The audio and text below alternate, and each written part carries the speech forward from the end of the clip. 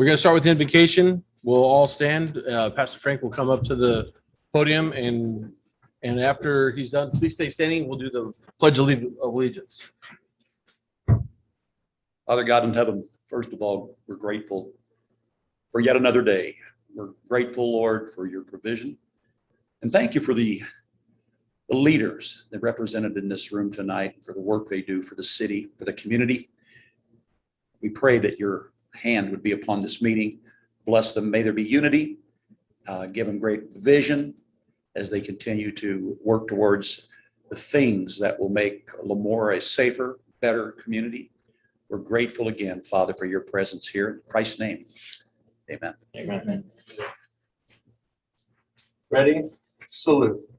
I pledge allegiance to the flag of the United States of America and to the republic for which it stands, one nation, under God, indivisible, with liberty and justice for all.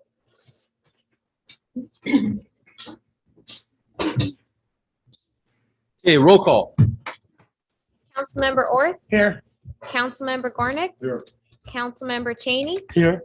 Mayor Pro Tem Matthews, Here. Mayor Lyons. Here. Thank you. We do have a quorum. Okay. Closed session report. There was no closed session, so that should be easy. Agenda approval, additions and or deletions? None, correct? Okay. Public comment. Public comment will be in accordance with the attached policy. This time is reserved for members of the audience to address the city council on items of interest that are not on the agenda and are within subject matter jurisdiction of the council. It is recommended that speakers limit their comments to 3 minutes each, and it is requested that no comments be made during this period on items on the agenda. The council is prohibited by law from taking any action on matters discussed that are not on the agenda. Prior to addressing the council, any handouts for council will be provided to the city clerk for distribution to the council and appropriate staff. So is there any public comment? Okay.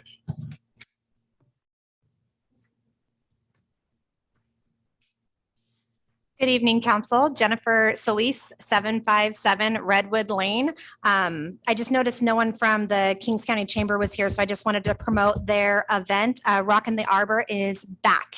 And so the first one is this Friday, and it's from 6:30 to 10:30. So food vendors, alcohol, music, craft vendors, beer and wine garden, family fun. Please go check it out. Thank you. Thank you.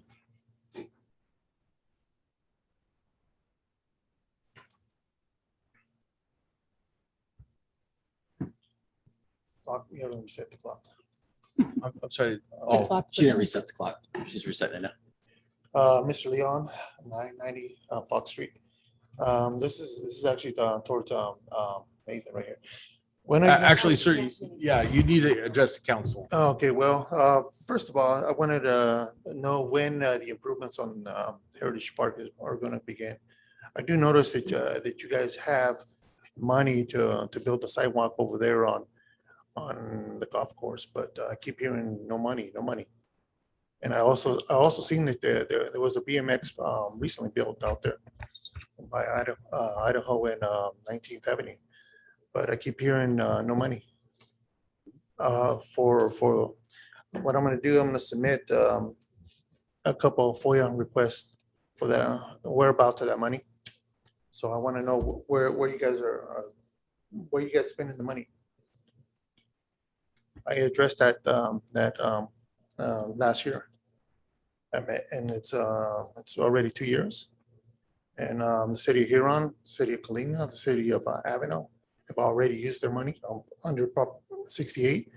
But for some reason, that money hasn't been dispersed.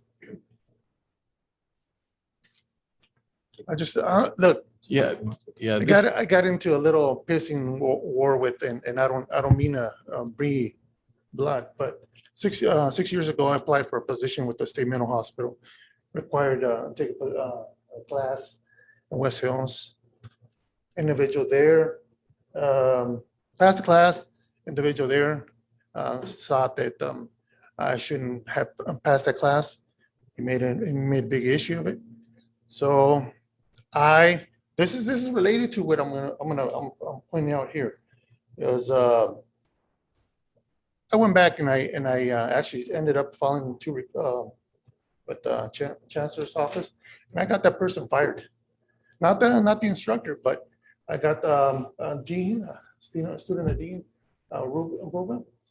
So I don't play around. This is a city council member from another municipality that was involved in at that riot. I gave him a chance to turn himself in. He hasn't turned himself in. And my understanding is that there was another council member from the municipality.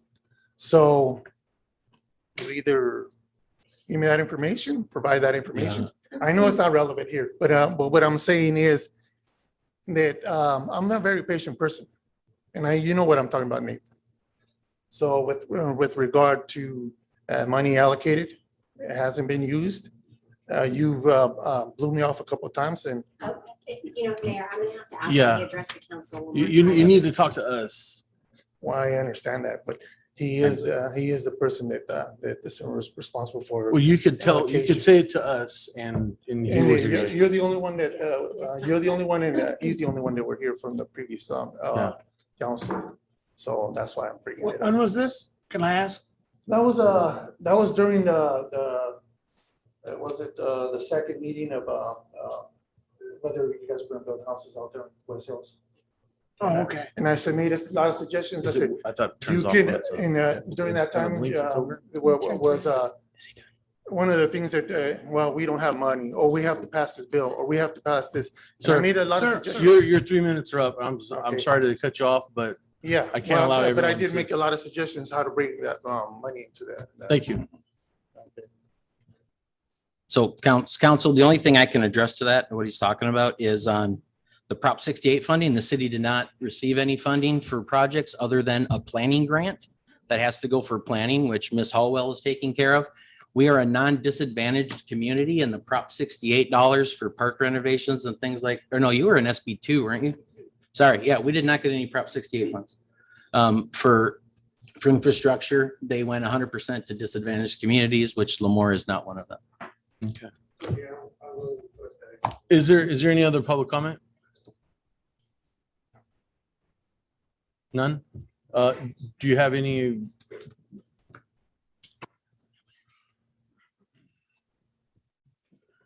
Okay, this one is from Lauren Doder, and it reads, "Why are our water bills so outrageous? In 2016, we were fed the following reasons. Revenue was decreased by 20% from 2013 due to drought-related conservation efforts, including a mandate from the state to use less. 2, officials were planning major infrastructure improvements to the cost of about $33 million over the next 5 years.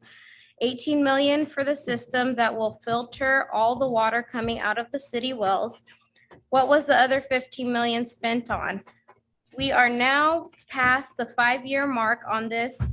Where are we financially, and why are we still paying the flat fee of $29 for this?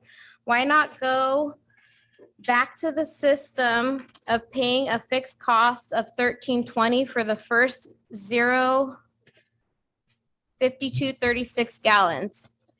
Use the tiered rate structure. Why is this not being revisited by the city manager and the city council? We have a lot of big industries in Lemoore that use a lot of water and lower our water table. How about passing the extra cost to them? The city needed to borrow money to do upgrades and needed to increase water rates to pay off the loan. Where are we at with that loan? Why are our refuse bills so much higher than Hanford?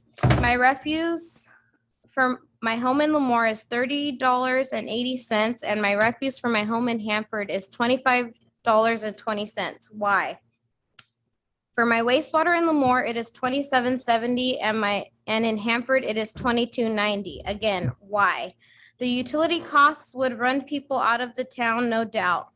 With everyone having to drive to Hanford for just about everything already, why not move there since Hanford's costs are much lower as well? Aren't we trying to bring people to Lemoore rather than push them out?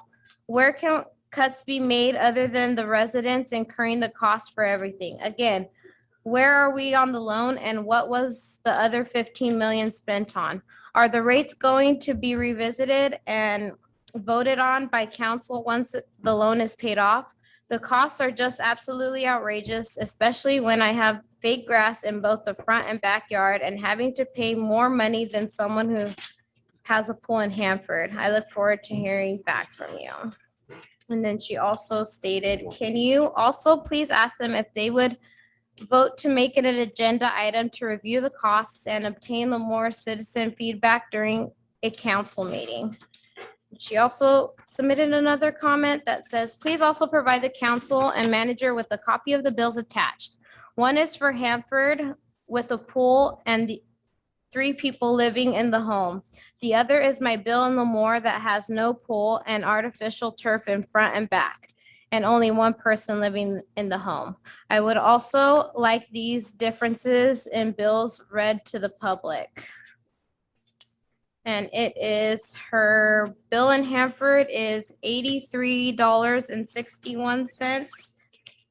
And then the city of Lemoore bill is $101.66. Thank you. Thank you. Do you have any other public comment or no? No?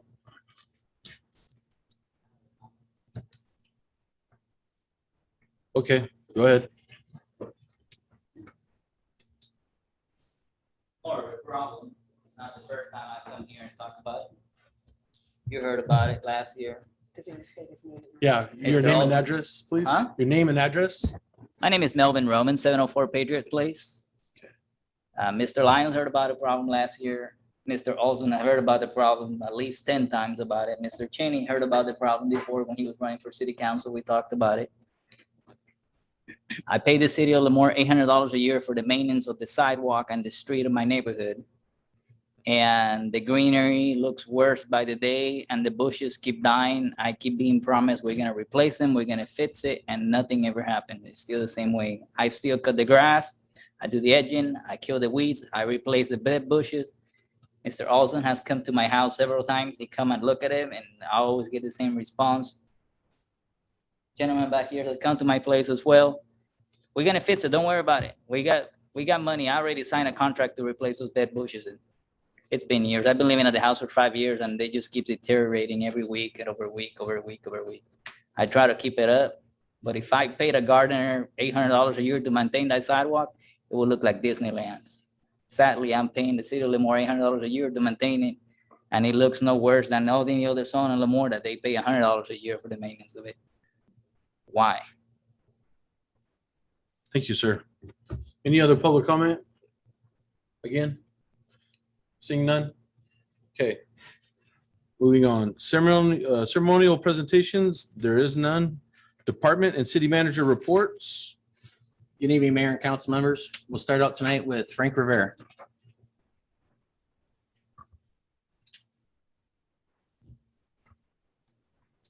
Good evening, Mayor and council members. Just have a couple of end of fiscal year projects that are going on, going to start this particular week.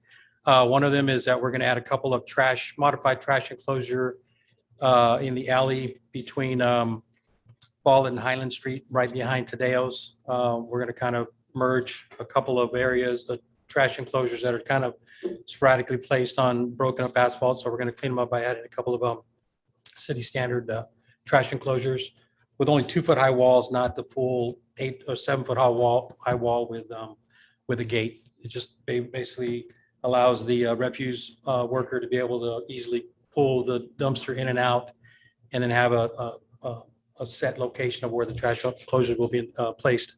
The other projects are a striping and road reflector project on Iona between Lemoore Avenue and 19th Avenue. We'll be freshening up the striping and installing night reflectors per Caltrans standards.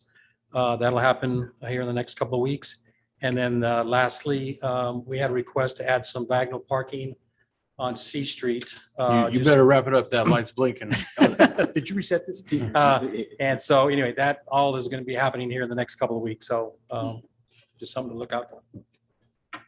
Thank you, sir. Thank you. And then just real brief, because we got a big agenda tonight, but today the the seniors at the rec center started kicking things off again. They all met today and broke some bread together this morning, and they're kicking that off. We're in week 2 of the day camp, limited size, a bunch of kids in there today. Very well behaved, I must say, for a bunch of little guys. And all the soccer camps are back up. So we're running soccer clinics out of the rec center pretty much every day, all day. So it's starting to come back alive. Thank you. Okay. So moving on to consent calendar. Items considered routine in nature are placed on the consent calendar. They will be considered and voted upon in one vote as one item unless a council member or member of the public requests individual consideration. 3-1, approval of minutes, special meeting, June 1st, 2021. 3-2, approval of minutes, regular meeting, June 1st, 2021. 3-3, approval lease agreement between the city of Lemoore and SGM Inc., DBA Sierra Golf Management for real property located at 350 Iona Avenue in Lemoore.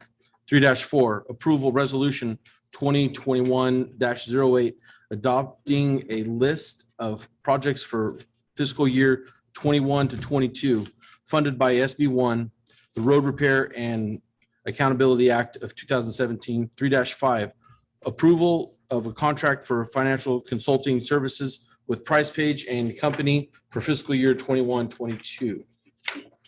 So would anybody on council like to pull any of the items on the consent calendar? I was trying to pull up my agenda real quick. Is the adopting list of projects for fiscal year 21-22, is that the SB1 project? Yes. Okay, I'd like to pull that one. Okay. So pulling 3-5, I'd like to pull 3-3. 3-3. Council? I'd like to pull 3-5.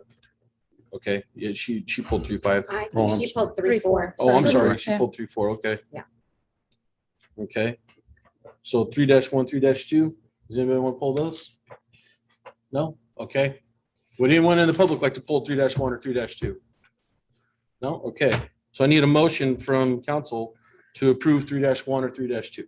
So moved. Mr. Gornick, motions. Second. Mr. Orth, sorry. So Mr. Gornick, Yes. Mr. Orth, Yes. Mr. Cheney, Aye. Mrs. Matthews. Aye. I vote aye as well. So 3-1 and 3-2 passes. So first one up, 3-3. And that looks, who's going to take that one? I'll take that one. So if I would entertain the question you have for pulling it there, Councilmember Orth, and I'll address that, and then I'll go into the presentation.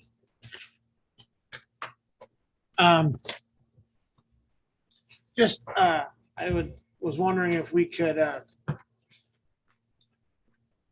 bring it to the public on how this process was done, and what we're going to look at in the future possible for the golf course in the next 2 to 3 months, or Okay. first year, 2 years, what they told us they would do.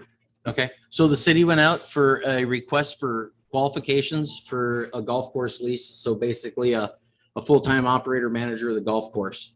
Currently we have where we hire a manager, and it's kind of a hybrid model where we contract a manager and then we reimburse the costs of his payroll and insurances and things like that. So we're looking to outsource the golf course in its entirety. So basically we will receive payments annually, and then we're kind of out of reimbursement costs. It's cleaner from an accounting perspective, but it also gives the golf course a better chance to survive long-term, because the city doesn't have the funding behind it to input a lot of money into it. So we went out to an RFQ, and basically we had 5 people submit projects. 5 people came to the initial walkthrough, 4 people submitted. 1 was DQ'd for not, disqualified for not acknowledging the addendas that went out. So we were left with 3 qualified applicants that were then rated by 4 members individually at separate times, and they consisted of 2 members of the public and 2 members of staff. And they were graded on their operation business plan, was a total of 30 points. Their qualifications and performance history had a 20-point carry.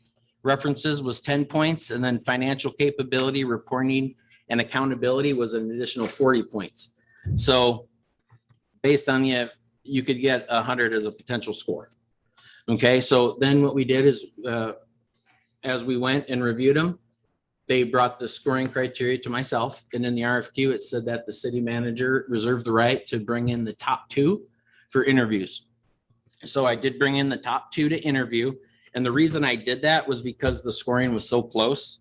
There was a total score. The highest one came in at 360 points, 100 points, but 4 people scoring, so 400 total. So one came in at 360, one came in at 348, so only a 12-point spread. And then the third applicant came in at 236 total points. The average score of the top applicant was a 90 on average. Second place was an 87 on average. And then in third place, it was a 59 average score. So after meeting with the top 2, staff moved forward and started doing all the reference checks and put together a plan for the city of Lemoore. And what we've come up with tonight, we're bringing to you is a 15-year lease on the golf course, starting July 1, if council approves it this evening. And let me get my notes here. Sorry.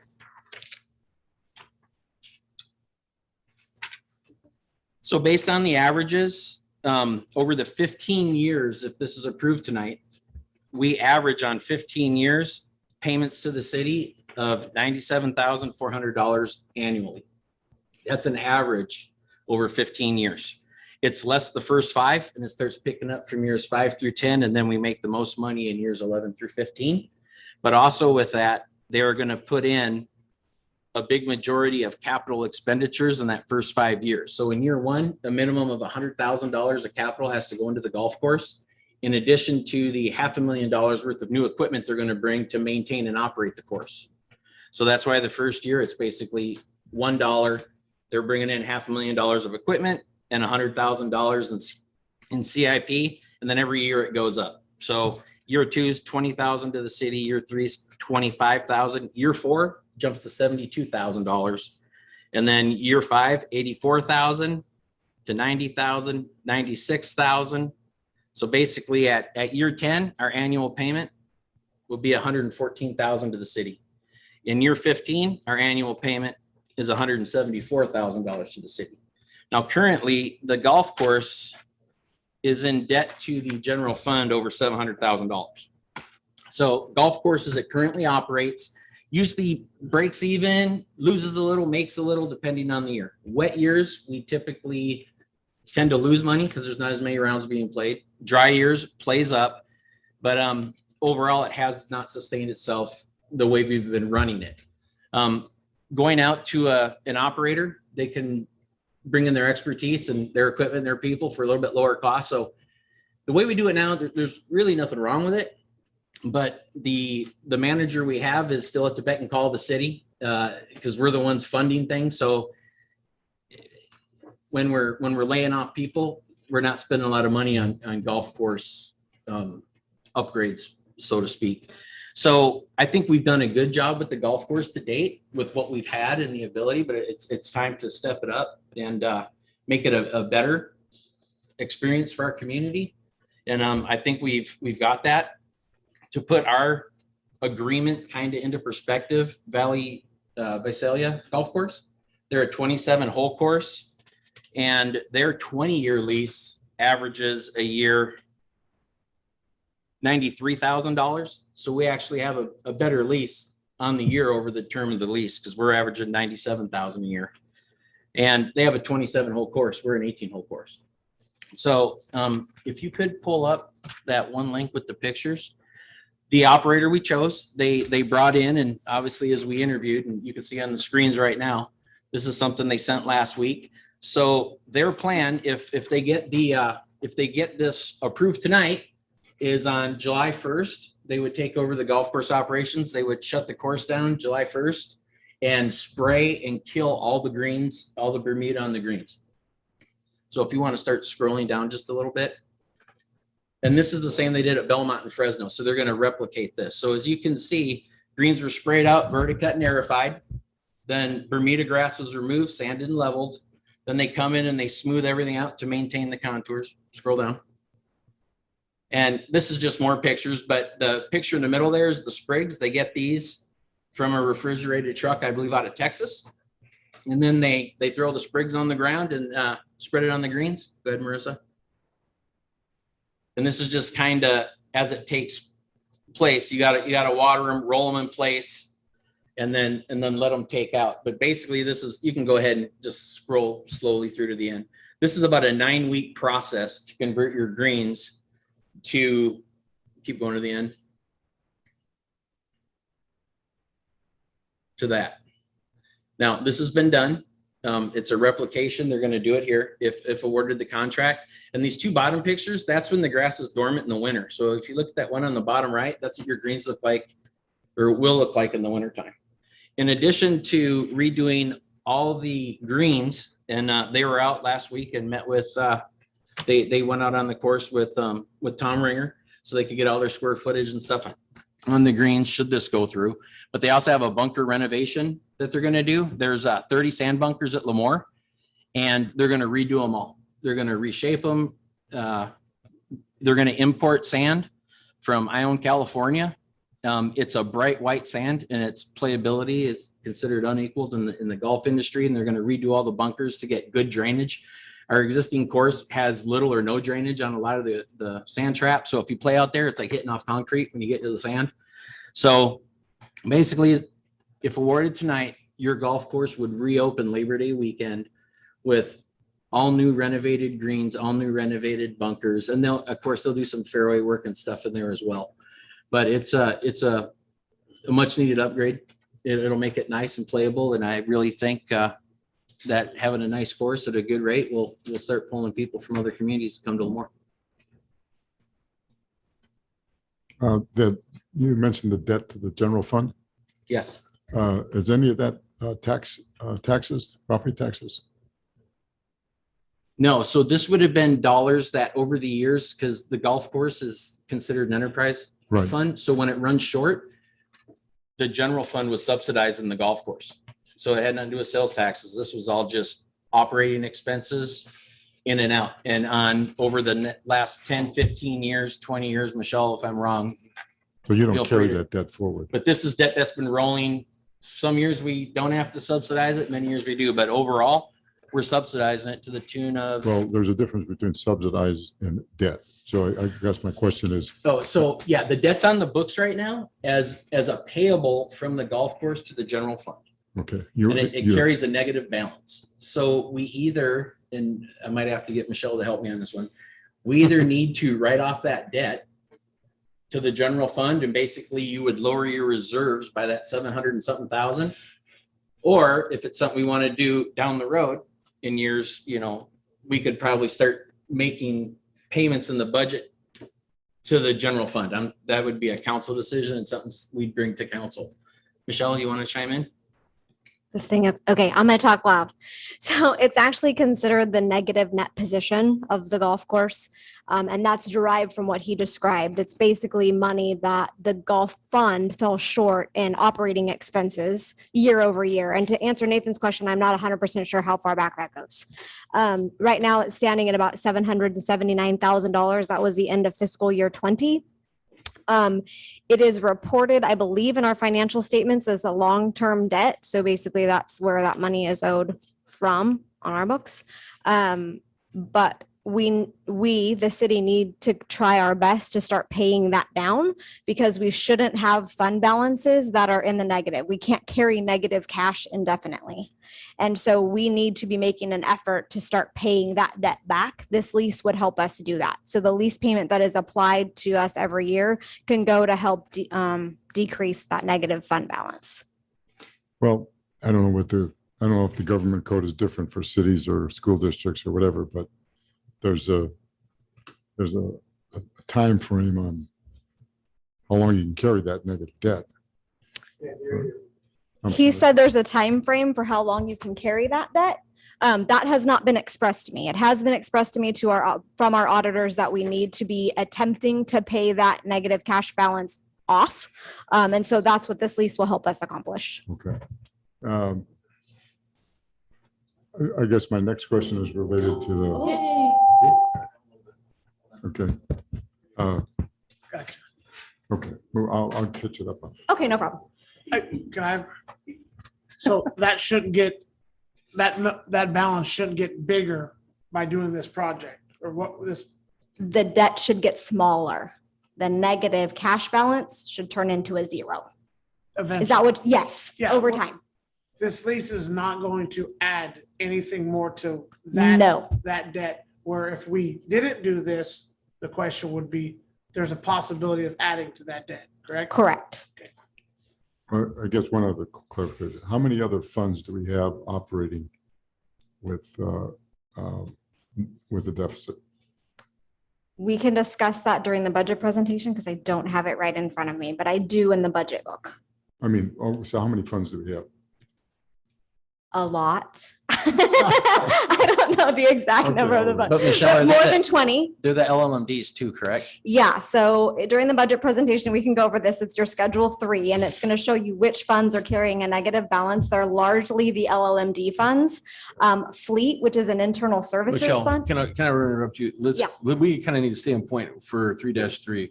So we're talking about the golf course right now. Yes, So sorry. any more questions about the golf course?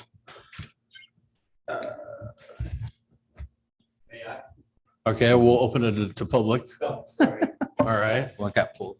Bruce German, 1210 Paradise Loop. I live on the golf course. My back fence is the 13th fairway. Mr. Tom Reed, hopefully you'll back me up on this. Population of the city of Lemoore is 26,000. The population of the squirrels on the 13th, 14th fairway are probably 26,000. If the new company takes it over, please have them take care of those for me. I've had to chase them out of my backyard, my neighbor's yard. My dog loves them, but they need to be addressed. Thank you. I still have, I have one more question. I'm sorry. I'll bring it back to you. Okay. So is there anybody else on public comment for this 3-3? Here you go. Here's your backup. Yeah, I'll second what he said. Just this afternoon, I saw 3 squirrels on my lawn, which is kind of impressive because it's artificial surface. But anyway, one thing I would like to mention and what I saw online, I think it's about item number 7 of the facilities that the contractor will be using. It lists one on-course restroom. I'm curious as to which restroom that's going to be and what the city will do with the other one. So we have a handout. We've modified that to say 2 Okay. on-site golf courses. So that was my omission. There was that little section when I was reviewing, or again this morning, I realized I hadn't gone back and put that in. So that is in a handout that will be updated after tonight, but we had already posted the agenda. If I can make one request, when they're redoing the greens, the 7th green on the left side slopes severely, that any ball that gets over there runs off the green. And I don't think that's fair to anyone playing golf. There can be some slope, but if they could build that up a little bit, it would be greatly appreciated. Thanks. Thank you. Council, we also have one of the general managers from Sierra Golf Management in the audience tonight, so he Oh, might okay. be better, or he might be able to enhance some of the answers if need be.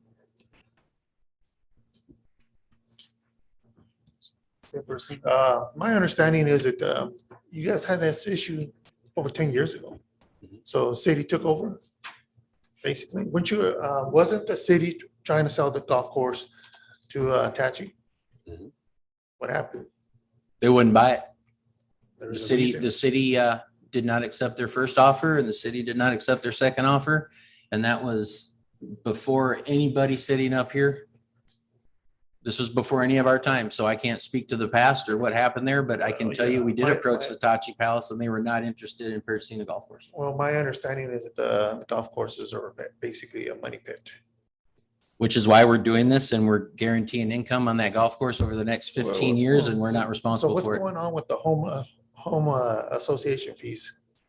That all the residents out there, right? Mhm. Right. You pay your home association. I know somebody. Yeah, you need to keep talking to us. Yeah, well, I mean, Yeah. he lives out there. He lives out there. I understand that there's home association fee. It's not, has nothing to do with the golf course. Yeah. The Well, HOA fees go to I'm fund try- lighting and sidewalks. I'm trying to figure out where the money is going. Was it the marijuana was supposed to bring in $2 million? The sales tax increase was supposed to bring in some more money. So I'm seeing. We're gonna, we're gonna Yeah. answer that during the budget presentation tonight. That's where I'm a little dumbfounded with everything that's going on. You know, I'm trying to figure out where this money is at. I know golf courses are money pits, Mhm. especially a city like Lemoore. Correct? Thank you. Any other public comment? Okay.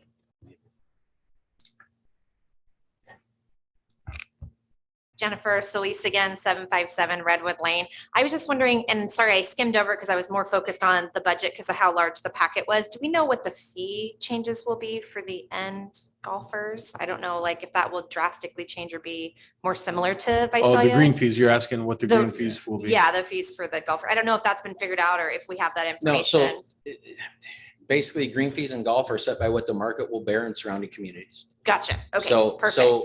yeah, and in this lease, the city does not dictate the fees. Yep, But it will stay a municipal, open to the public, golf course.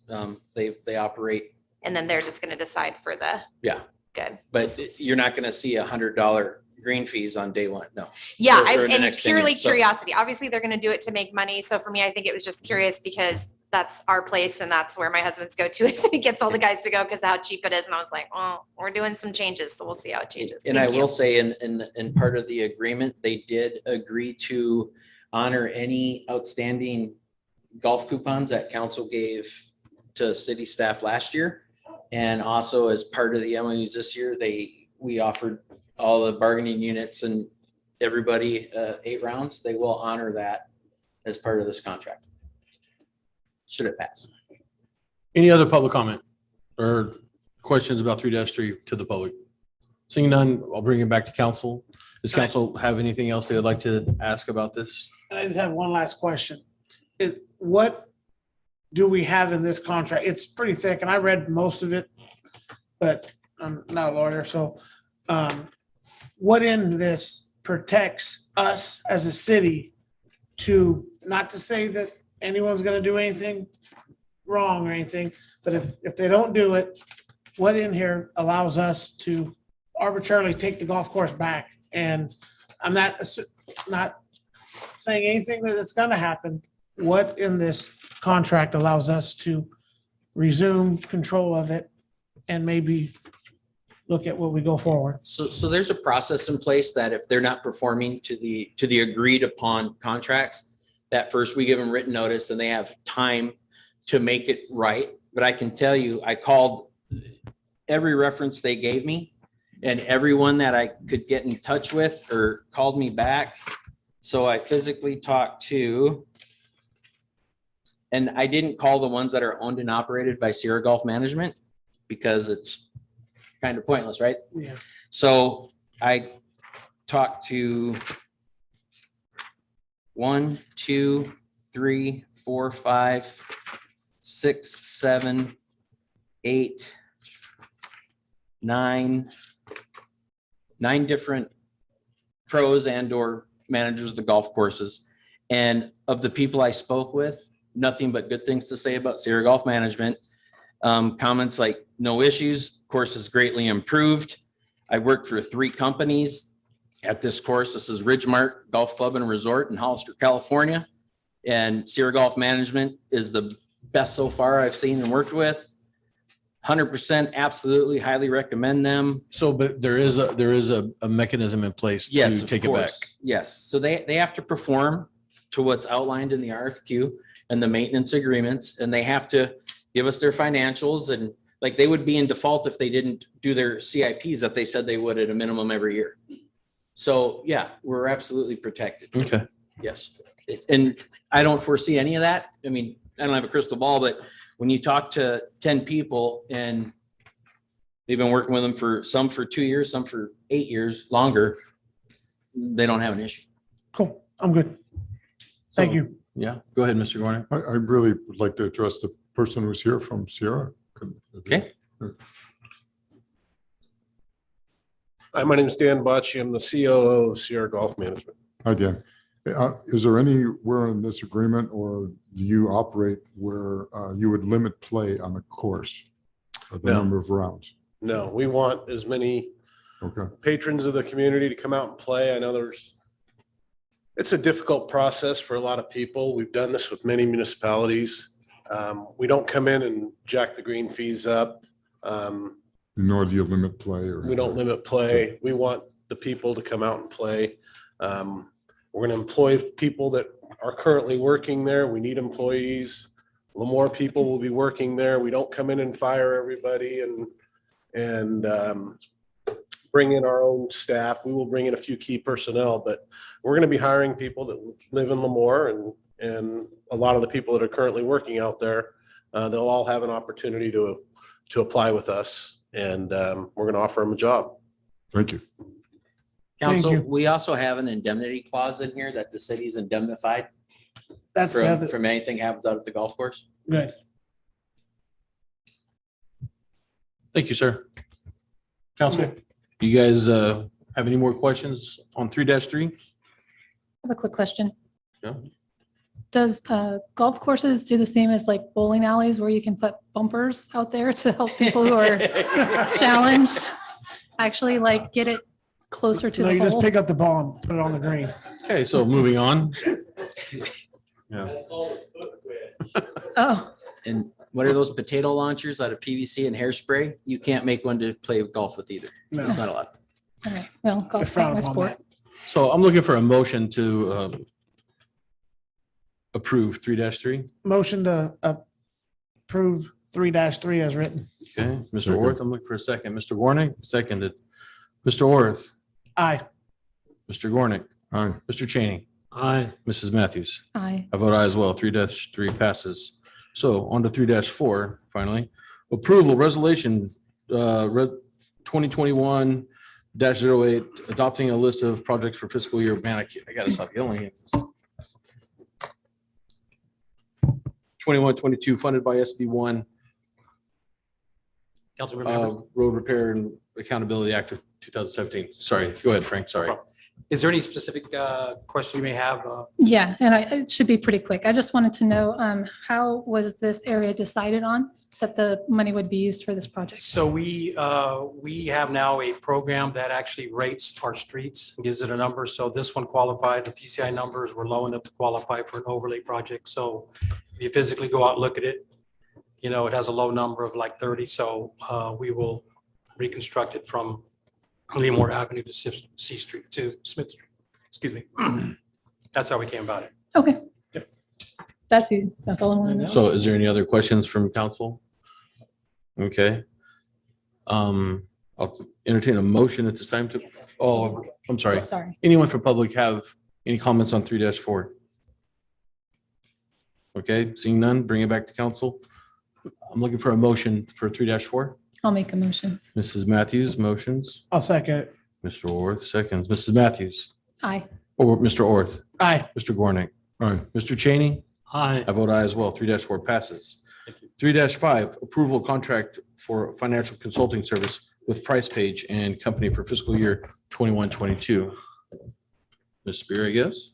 Yes, Mr. Gornick, I believe you pulled this. Do you have a specific question about this particular item? So with respect to the golf course, the deficit we were talking about, and will they be involved in the decision of whether or not we pay it down or we write it off? We do consult them for those types of things as well, but the ultimate decision would be up to council. Oh, I realize that. Yeah, so yes, they have been involved and they have been guiding us through this process, and they actually know we went out to lease, and so do our auditors, and they've been supportive of that process. Okay, so related to that, do you know how many funds we have and how many of them are operating in a deficit? In a minute, I will. Okay, that's all I need to know. Okay. Thank you. Anything else from council on this?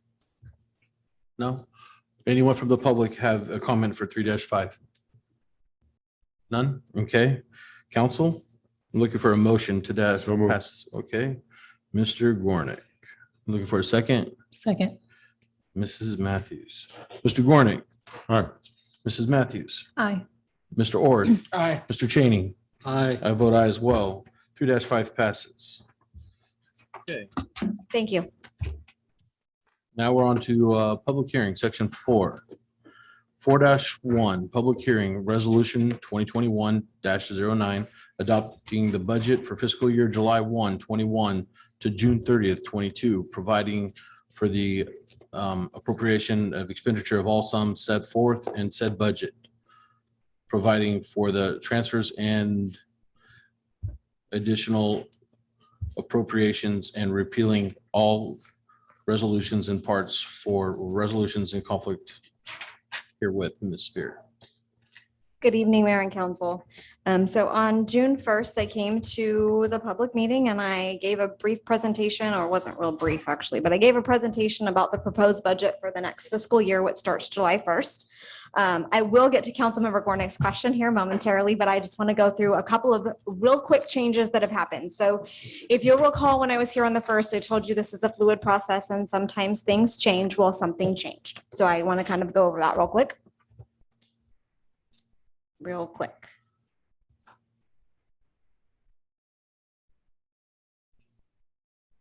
Okay, perfect. Thank you, Marissa. So when I came to you all a couple weeks ago, I indicated that we were going to have projected expenses of about 12.3 million. And that at the end of the day, we were going to have a deficit of roughly 1.09 million in the general fund at the conclusion of the next fiscal year. That has changed slightly in that the dispatch center project we had anticipated was going to be completely spent by the end of the current fiscal year, meaning in the next 2 weeks. There's been a slight delay, and so it looks like we're going to have some of those payments that need to apply to fiscal year 22. So you'll notice on this slide that instead of projected expenses of 12.3 for this year, we're down to about 12 million. And that's because we're shifting some of that responsibility to the next year. So instead of 304,000 in CIP expenses for the current year, you're going to have approximately 45,000, which means that for the general fund for the current year, ending in approximately 15 days, you're going to have about $1.4 million in reduced expenditures. And if you'll recall, we discussed the fact that we were also going to have increased revenue. So it looked like we were going to have probably just slightly better than a balanced budget this year. So going into next year, instead of 14.9 million in expenditures, it looks like you're going to have 15.1. And again, it's because we took the expenditures that would have happened now and applied them to next year. So instead of 280,000 in capital projects, you're going to have approximately 420, which means at the end of all of this, you're going to see a general fund deficit of approximately $1.2 million. However, your general fund reserve is going to be at about 5.5 million at the end of next year, which is slightly higher than we had projected 2 weeks ago. And that's because the project itself is coming in slightly under budget. So although the deficit looks larger next year, your overall general fund reserve will be healthier. Are there any specific questions about that change before I move on? No, clear as mud. Perfect. Okay, so to answer Councilmember Gornick's question, it appears that there are approximately 12 funds, it's on your Schedule 3, that are operating with a negative cash balance. Of note, that is the general fund, which we just discussed. And then you have, it appears to be the golf course, and you have, there's an old grant fund, Fund 49, that has a negative cash balance that I need to kind of look into. I can't give you a reason why at the current time. And Fleet. Fleet is an internal service fund. So Fleet is one of those funds where all of their expenditures should be paid for by the internal departments because those costs are borne and incurred because of maintenance to city fleet. In the past, so I would say 2019 and before, the system that the city used to track expenditures in fleet was not consistent in how they recouped the funds, meaning they were spending more money than they were charging the internal departments. And that led to a deficit basically in that account. We've rectified that problem. So in the last fiscal year, in fiscal year 20, we actually recuperated some of that money because now we're actually billing out for every service that's provided. And we intend to recoup a little bit more this year as well. And so we're going to continue to kind of chew through that. We're also working on a fleet asset management program to bring to council for approval that would change how the fleet department or division operates to help recuperate some of that cash, that's negative cash that's sitting out there. The bulk of the other negative funds typically are happening in the LLMD zones, which we have discussed just about every budget meeting since I've been here. And that's because prior to 2017, could have been 2016, all of the LLMD and PFMD assessments lived in the same fund. I believe it was Fund 78. And there wasn't necessarily a proper accounting of which zones assessments were paying for those zones improvements. So there was an unwinding of that process. And they went back and looked at historical revenues and expenditures in each of the zones to determine which zones had been overspent, meaning more money was spent on upgrades in the zone than had been collected in assessments. And those are the negative fund balances that you see here. And what happens is it was obviously paid for at the time, which meant the general fund paid for it. So those zones received more benefit than assessments collected historically. And so now when we budget, we only budget for work in the zone that is supported by the asset or the assessment collected. So if you turn to the back of the budget document, you'll see those LLMD and PFMD zone sheets. If you have a zone that's only receiving about $2,000 in revenue a year, you're only going to see $2,000 in services. Any questions? Yeah. Yes. So when you were talking about the historical look at this and when it was unwinding, so if I'm living in a landscape lighting district that generates only $2,000, but in the past $4,000 was spent a year to take care of in the area I was. The general fund would have, now that you're going back, the general fund would take care of that deficit. The money had to come from somewhere. So basically we couldn't Well, I legally, mean, is that yes? Did the general fund take care of that? yes. Well, why didn't the funds who were had more revenue pay that fund back? You cannot legally use assessments from one zone to cover services in another zone. That was the problem.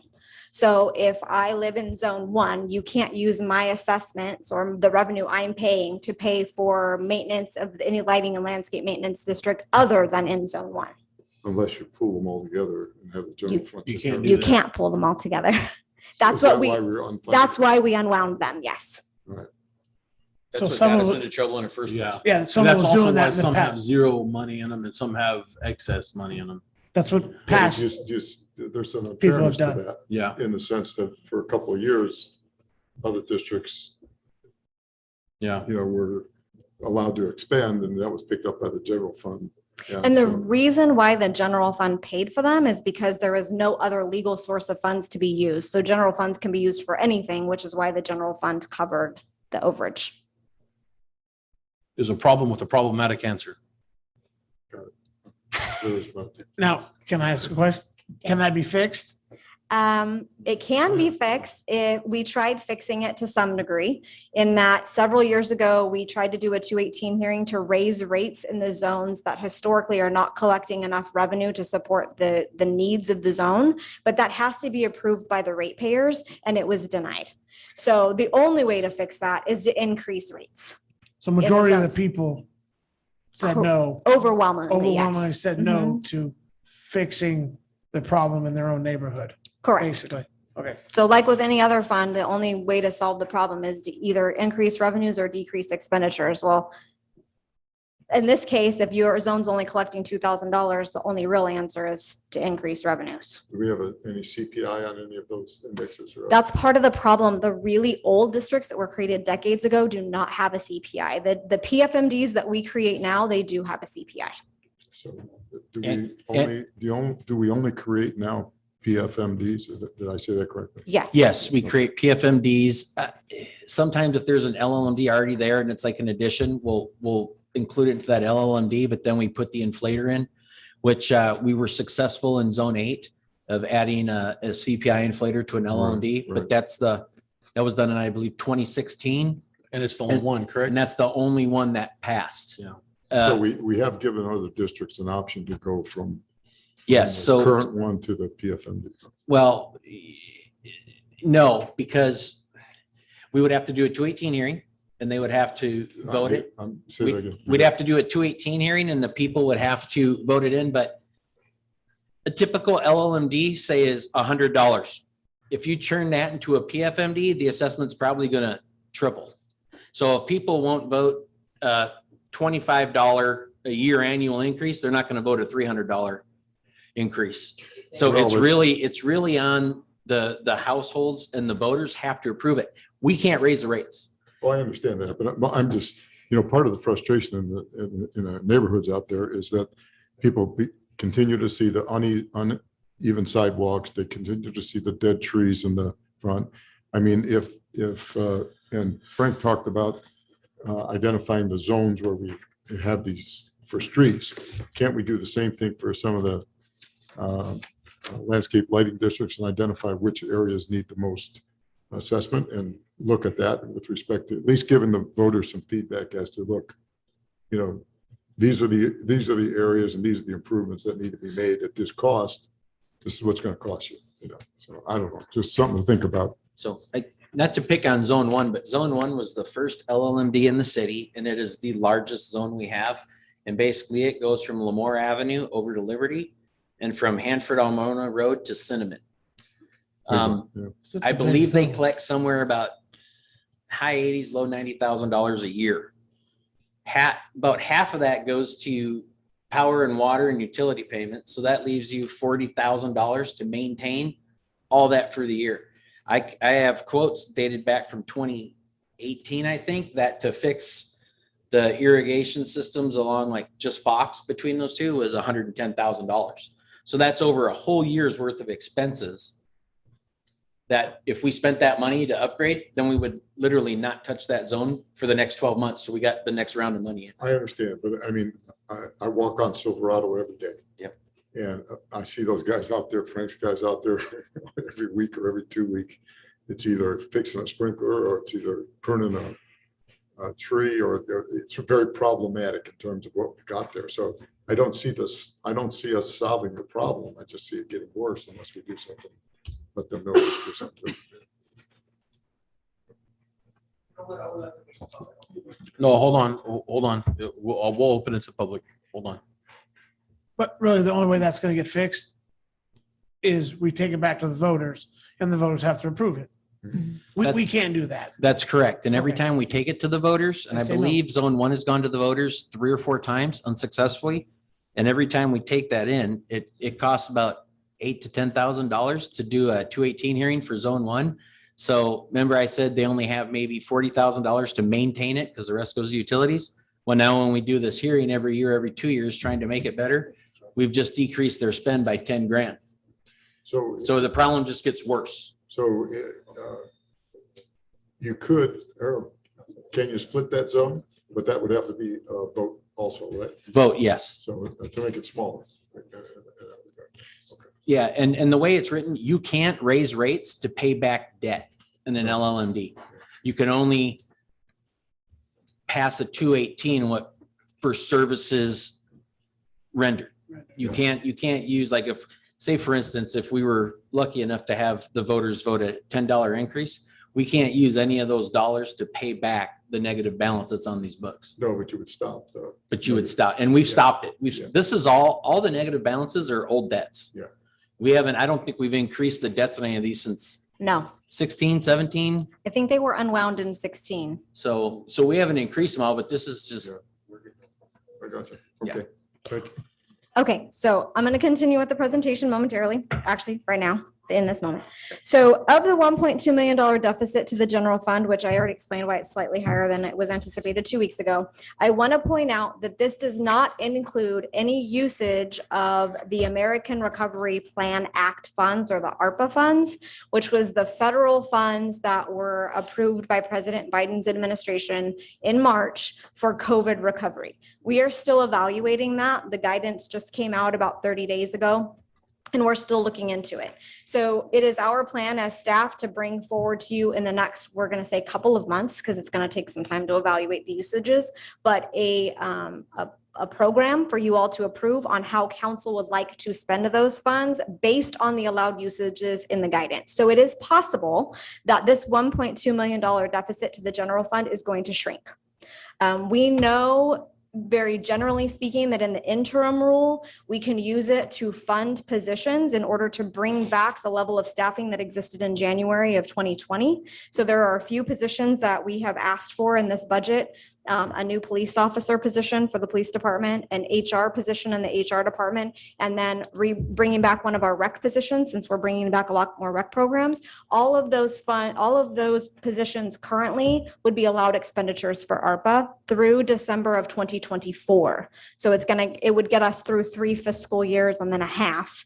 And so it's our plan that would be part of what we would bring to council at a later date for approval that would help reduce this deficit. Yes, do you have a question? When you just were talking about adding positions, you're not actually adding positions, you're backfilling positions that were already there, correct? Yes, we cannot use those funds to have any more FTE than we had at the time of January 27th, 2020.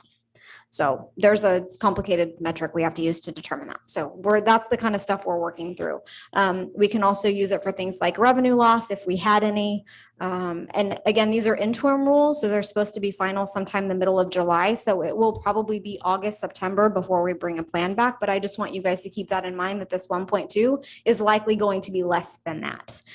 So other than the highlighted item I just brought up, which is the change, anything else in the general fund that I presented on 2 weeks ago has not changed substantially. And then the enterprise funds weren't affected by this change at all. So before we open it up to the public, does council have any specific questions you want me to address before we go to the public hearing? Can I just make a comment? I just think staff has just done a great job. I mean, managing the city and the budget, in terms of where, at least when I came on, and everybody said, what are you doing that for? I mean, when you look at the deficit and everything, it's drastically improved and has a good opportunity for us to be in the black in a couple of months with these new dollars coming in. So that's a nice turnaround in about 6-7 months to be in good shape. That's good. Thank you. We appreciate that. It's been just good for us. I mean, Yeah, we're looking good at for being in the black Lemoore, for the yeah. current year, which we hadn't anticipated. Yeah. And again, that's partly due to CARES Act funding and the fact that we significantly reduced expenditures this year. We're doing everything we can to try to make sure that we're on the right track. There was a gentleman earlier that asked about cannabis, and the reality is we are earning more money from cannabis than we thought, which we talked about 2 weeks ago. I only budgeted $200,000 for the current year for dispensaries because at that time I had nothing to go on. And we're going to probably end at about $880,000 in the current fiscal year, which is what's helped shoring up that gap. So we are making progress. A deficit is still a deficit. So our goal for fiscal year 23 is to do our absolute best to bring a balanced budget. Balanced budget doesn't mean there's a whole lot of money to give, but it definitely means we're headed in the right direction. Okay, council, anything else before we open public? Okay. Any public comment on 4-1? Okay, we'll open public hearing for resolution 2109. Melvin Roman, 704 Patriot Place. One more time. I would like to bring back the topic of the zones, right? Which is what I started talking earlier, and which is the problem that I've been having all along, Mr. Ort and Mr. Gornick, to answer your question, is that the zone that pays $100 and the one that pays $800 a year looks no different. I invite every single one of you guys to my house and come and look, and I will show you all the weeds and all the dead bushes And the grass, whenever they do come and cut it, they do 0 turns on the lawnmower and they take big chunks of grass out and I go back and I replant them and a couple weeks later, it happens all over again. I brought the complaints up to our city manager. He's been out to my house. Nothing has been done over the last 5 years. So money is not the problem between $100 and $800. The maintenance, it's the exact same one.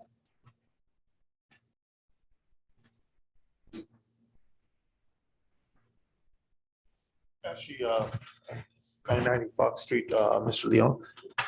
Actually, to answer your question, actually, I think there is, I had mentioned it to the previous council member that came along with you. I forgot his name, but as an instructor, I told them that when I entered with the Fresno County Probation Department, that the judge was always looking for a way to get these kids permanently off of becoming recidivism criminals.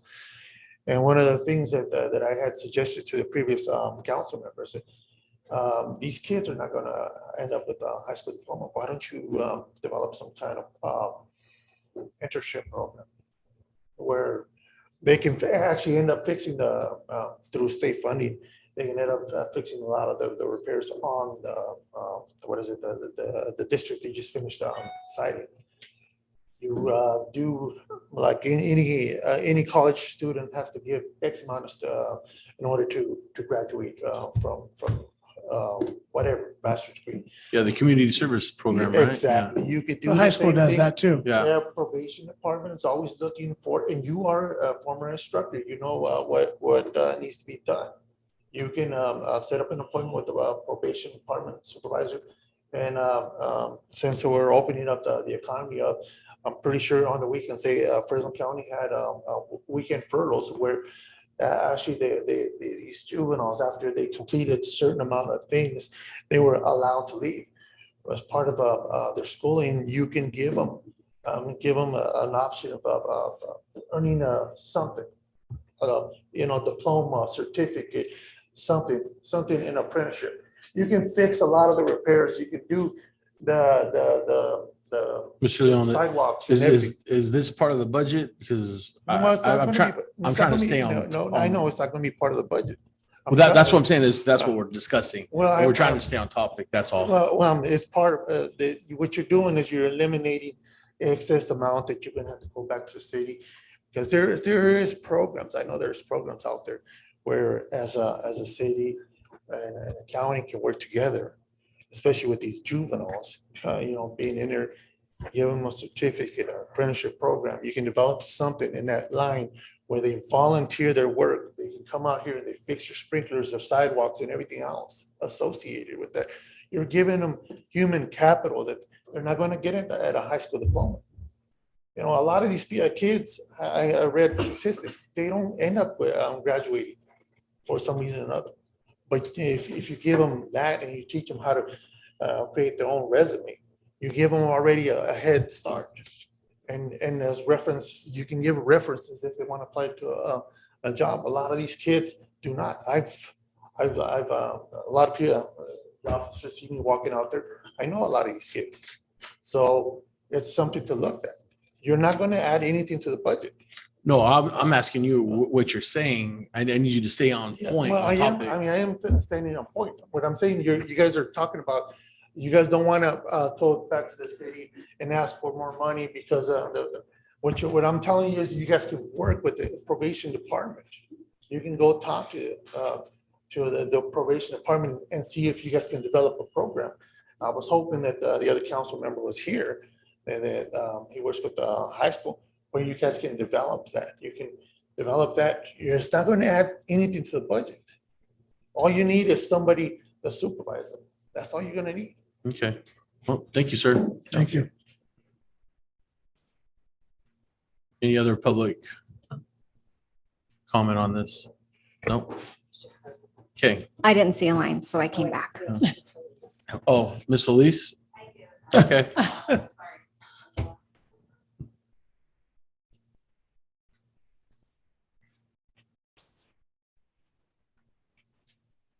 Jennifer Solis, 757 Redwood Lane again.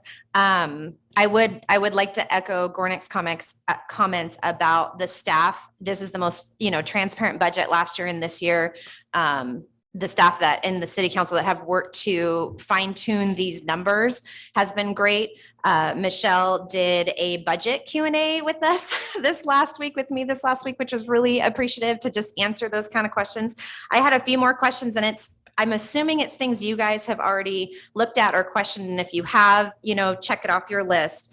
But I was just kind of going through the general fund, and I talked a little bit to my council representative last week or the week before. But when I'm looking at stuff, I'm like, okay, city clerk, page 69, professional services, $35,000 is down this year. And I'm thinking that's from Measure K, but like, is it, do we need to budget more than that? Community development, page 75, the professional contract services. I just don't know what those are for. I know I'm at the city council meetings. You guys obviously have more conversations than I do, but this last year it went up 93,000. And then this next year it'll go up another 141,000, which is $234,000 more in the last 2 years. So I'm like, do we absolutely need that? Like, okay, if we do. And PD page 81, the rental city owned vehicle was down 80,000 this last year, which I kind of thought PD had more work to do. So to see costs go down was exciting. And then professional contract went down, but then we're adding it back this next year. And so there's probably a reason for that. But when it's 100K, up and down, I just want to make sure we're talking about it. Traffic and safety is going to be up 90,000 this year. I know this is now, those were general fund. This is now enterprise funds. And I know it's funded with the fees, but I'm like, well, that's cool. What are we doing? It looks like new uniforms or whatever. Just want to hear about it. The fire department up 50,000 in operating supplies. And it's another one that I'm thinking, well, did COVID affect the fire department that much? Like it probably did. I just didn't hear about it, So just curious. Building and division, the auto and trucks were up 40,000. It looks like we meant to buy a vehicle last year. We didn't this year. And then it made me think about what are we doing with all those extra vehicles that we can't use? Are we going to work on auctioning those off? In streets, the professional services, I think this might be the program Frank has talked about because it's up 100,000.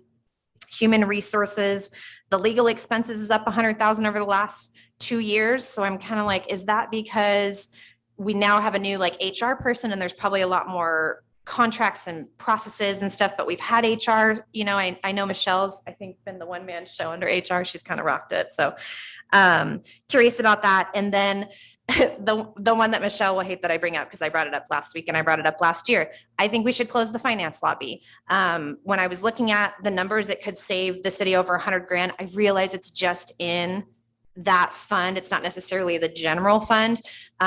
But when you look at what the costs were of supplies and services last year, having the finance lobby closed, and then when you look at the staff last year that worked every other week, right? You can have 2 people's job, have one do it. I'm not advocating for losing jobs, but I'm thinking over attrition. Is that something that we could look into? Because I know we want to provide services to the city. I know I'm really excited about Parks and Rec being back. I'm just like, can I just sit outside the finance office and teach people how to pay online or show them where the box is, and save the city 100 grand? That would be really great. So those are my notes. Thank you for all your hard work. I know the city has done a lot and you guys have answered a lot of questions and I appreciate it. I'm gonna ask Vanessa. Oh, sure. We're gonna take them one by one. So if you just want to sit right here, we're gonna answer all those questions. Okay. Oh, wait, here's your note. Oh, sorry. Thank you. Can I just make this meeting 20 minutes longer? Chief Sherman is super excited about this. Okay, but she actually answered most of her own questions. Yeah, So I I'm just noticed gonna confirm or deny. So the first one was, Sorry, let me go back to the top. The general fund for the city clerk, the 35,000. Yes. less. Is that measured? that's because last year we had to budget for an election and this year we do not. That's why there's a decrease. And Commu- Measure K did not pass. Measure K did not pass. If Measure K had passed, we would have a balanced budget for fiscal year 22 and probably another police officer, just saying. Okay, next was community development. Yes. So That's because Judy's department was granted SB2, which is a planning grant. And part of that could require additional services from our contract planner, QK. So we had to add for additional expenditures so we can spend the money. But if that happens, you're also going to see a revenue on the other side from the developer or whoever is submitting the plan that will help pay that back. So even though the expenditures have increased, your revenues would as well. Okay. And then the PD, the rental city owned. Okay, let me go to that one. Hold on, that one I didn't know. Okay, well, it might. Okay. Rental city-owned vehicles. The agenda. Oh, I'm in the wrong one. Hold on a second. Bear with me. I apologize. Oh, no. Maybe I don't have it.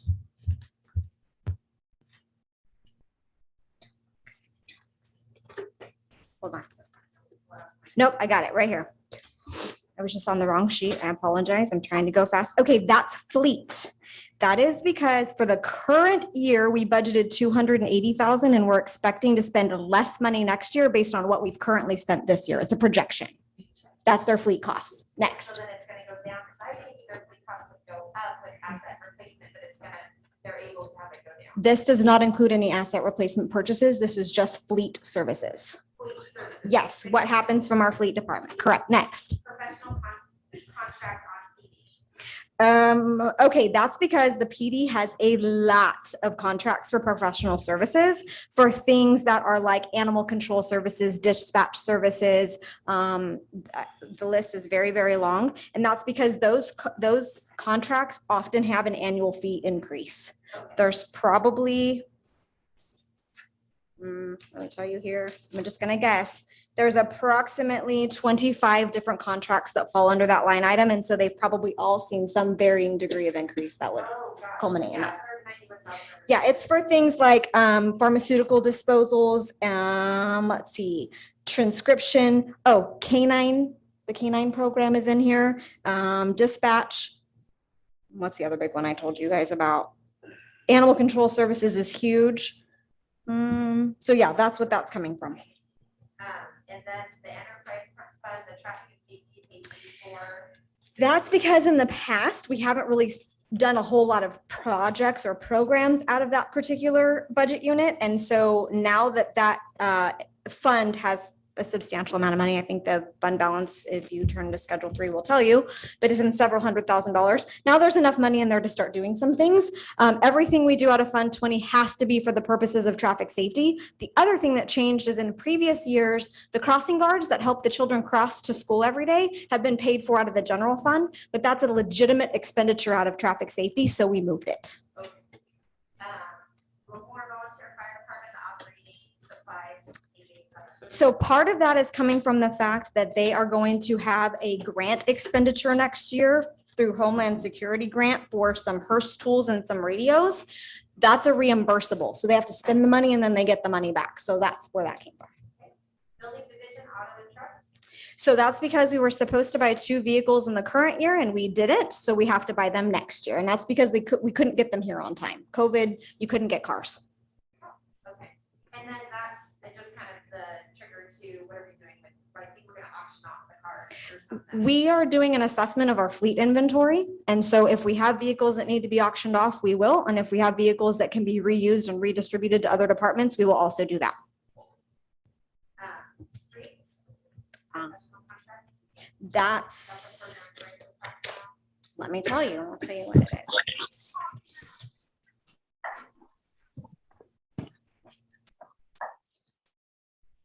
So there's contracts in here for street striping of $42,000. So we also have weed abatement. So you'll recall every year we come forward with houses that don't do weed abatement and we have to put liens on them. The funds to do that come out of this account. We outsource some of our tree trimming for some of the tree trimming that we don't have the equipment to do ourselves. And then there's installation of light poles comes out of this as well. So we purchase the light poles out of a different account, but then the install would be paid for out of this account. Okay, and then human resources, legal expenses, is that what you're saying? So that is because of some potential litigation and I can't say anything further. May I add to that though, real quick? So a lot of any legal expenses pertaining to the cannabis industry, we have to pay, but it's a reimbursable to us as it comes in as a revenue from the cannabis, they actually pay our legal fees. So that you'll see an increase too, but there's more on the revenue side coming in as well. And then the finance levy. Okay, so I love that she asked that question. And Jennifer already knows the answer. We discussed this on the Q&A. We are here to provide a public service. The very fact that the city exists is to provide a service to the public. Our public was not happy when our lobbies were closed due to COVID, so we don't have any plans to close them. We also are working with bare minimum staffing, and so even if we close the lobby, I couldn't turn a full-timer into a part-timer or have them shift responsibilities. So there really would be very little savings, if any, to close them. Okay, so that concludes our public hearing, yeah? Does anybody else have anything else to add to this? No? Okay, public hearing is closed. Here, let's make it official. Bring it back to council and we're going to need a motion on this, yes? That's correct. A motion to adopt resolution 2021-09. So move. Mr. Gornick, I need a second. Second. Mr. Orth. So, Mr. Gornick, Yes. Mr. Orth, Yes. Mr. Cheney, Aye. Mrs. Matthews. Aye. I vote aye as well. 4-1 passes. Thank you. Now, 4-2, public hearing. First reading ordinance 2021-04, adopting zoning text amendment 2021-01. Mr. Brandt. Good evening, Mayor and council members. Steve Brandt, City Planner. This is a ordinance change specifically to the Lemoore zoning ordinance. We're bringing forward a recommendation from the Planning Commission to make some changes to the zones that will allow future cannabis uses. Cannabis uses are divided into 3 types in the zoning ordinance. There's commercial cultivation, growing of cannabis, commercial dispensary, which is the selling, like we've got the 2 dispensaries downtown, and then commercial manufacturing, distribution, or testing, which are 3 types of businesses that the state defines and regulates in their cannabis law.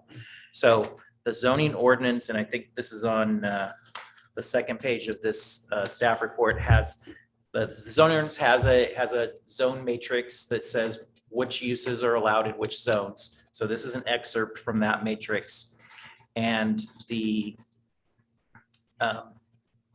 so in it, the matrix defines which uses are allowed in which zones. So what we're proposing to do is add uses into different zones that currently they're not allowed. So currently with the commercial, the cultivation. Do we have a is- visual of that?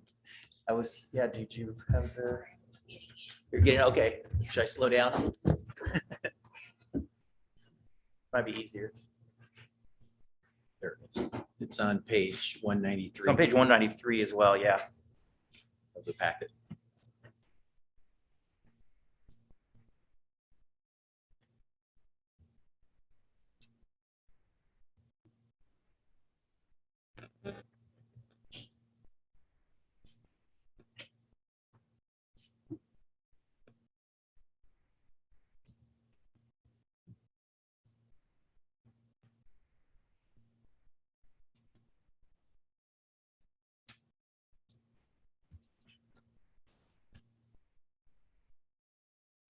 While she's doing this, I'll just say what I was going to say at the end, which is that the Planning Commission reviewed this at their meeting of May 10th and recommended approval to you.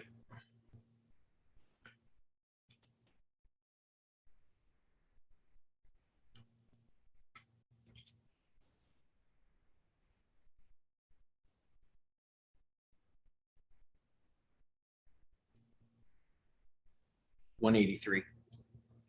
193. 193, sorry. Next one. There. Can you zoom a little bit? So you can see the rows have three types of uses: cultivation, dispensary, and manufacturing, distribution, and or testing. The ends are, and then the zones are across the top. These are all the different types of zones that we have in the city in the zoning ordinance. So the ends signify that the use is not allowed in that zone. A P signifies that it is permitted in that zone. And then a C signifies that it would be permitted if the planning commission approves a conditional use permit. Each of the cannabis zones has that note 28, which reminds everyone that the council still has to approve a project development agreement for any type of cannabis use, even if it is a permitted use in that zone. So the changes that we're proposing are shown in red, where, for example, the cultivation would become a permitted use in the AG zone, which is agricultural zone, and the MH, which is the heavy industrial zone. It's already permitted in the light industrial zone and permitted with a conditional use permit in the neighborhood commercial zone, NC. In the second row, there's a number of zones where dispensaries are permitted. Those are mostly commercial zones. We would be adding it as a permitted use in the heavy industrial zone. And then in the last row, for manufacturing, distribution, and testing, we would be adding it as a permitted use in the heavy industrial zone and as a conditional use permit use in the PO, which is professional office zone. So there's 5 specific changes being proposed.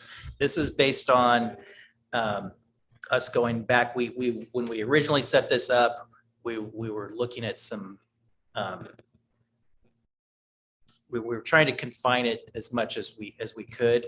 And I think as the uses have evolved, or as the discussions that we've had with potential business operators has evolved, and looking at the zones that we have and getting more comfortable with the uses, we're comfortable with these recommendations of expanding it in. As I said before, you always have the final say on whether to approve a project development agreement with the owner.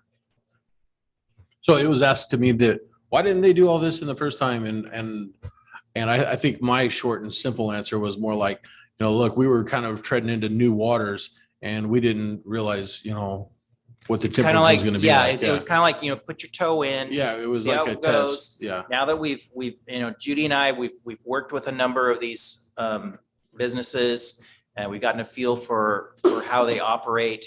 And so we've got a little bit more comfort on, which zones they would be compatible in. Yeah. And the only reason I asked, I kind of was asking you if, my answer to that person was somewhat accurate. And I don't know, I have a little bit of affirmation in my answer now. Yeah.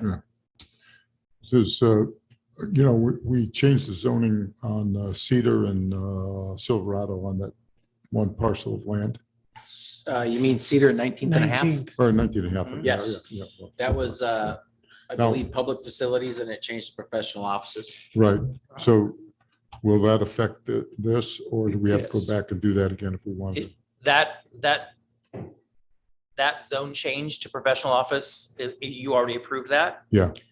If you approve this change, that Yep. would mean that site could be eligible for a manufacturing, distribution, or testing use if the planning commission approves a conditional use permit. Gotcha. Okay, that's what I figured. All right. And that would be in addition to all the project development agreements Yes, and council authority as well to pass that PDA. right. But this is just another added layer Layer. to have of it, I another, understand.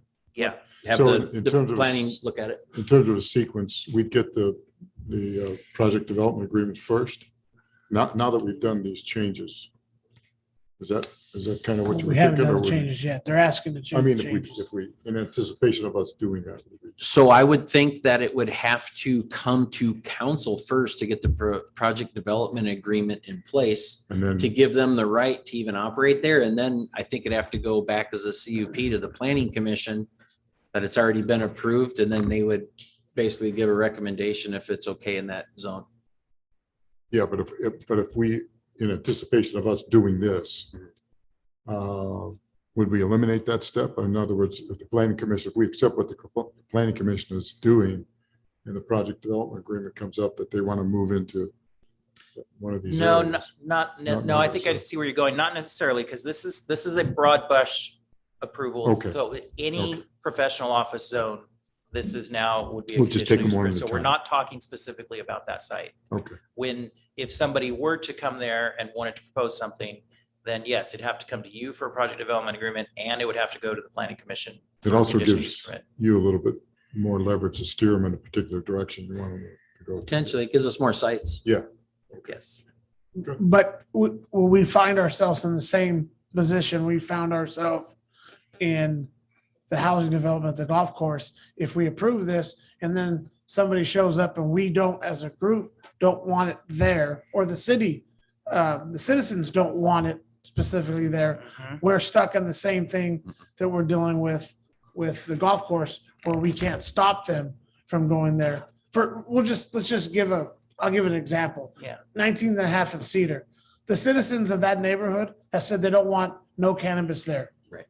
Okay, they came here overwhelmingly, they don't want cannabis. If we change this order, now makes that corner eligible to do cannabis in the distribution and manufacturing and testing. Okay?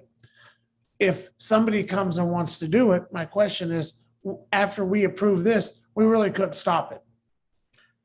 Because Let the me- same arguments for the Yeah, housing would be fall in this. Let me take a shot at answering your question, and then I'm gonna look at city attorney to see if she agrees with me.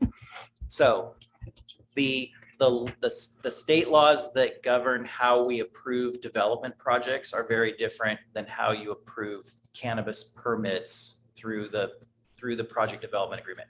I don't believe you have any, you don't have any limitations on the project development agreement on whether to approve it or deny. You can approve it for any reason, you can deny it for any reason. That's not the same for development projects. Development projects, you have to make findings on why you want to deny it, or you have to make findings on why you want to approve it. That's how I'm she wasn't even listening. Right? She heard she knows what I'm trying to Now say. we're having side conversations. All right. Yeah, so Steve, you're correct. And you have the ability to deny it. What we look for is whether or not the cannabis developers have been vested. So whether, you approve a development agreement and then somewhere along the line, you try to change that, or you try to maybe move them. Well, they're already vested because you would have already approved a development agreement. So that's really the test. We look to see if they're vested. It's different than the Housing Crisis Act of 2019.